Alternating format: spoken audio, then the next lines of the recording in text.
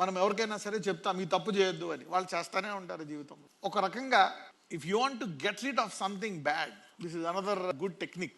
ఏదైనా ఒక చెడుని విసర్జించాలంటే చెడు విసర్జించు మాటికి అంటే అది పని చేస్తా లేదు తెలియదు, కానీ పని చేయొచ్చు పని చేయకపోవచ్చు, కానీ ఆ మాట అనే బదులు మంచితో నింపారనుకోండి.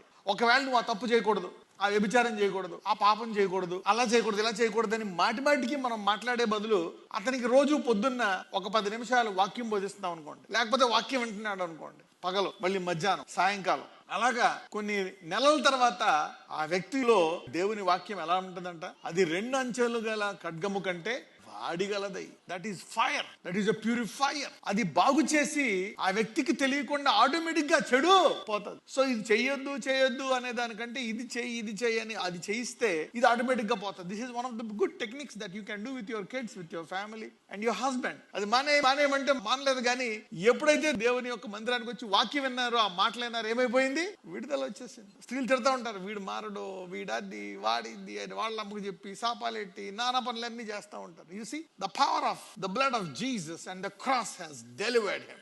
I see the dimension how Jesus sees.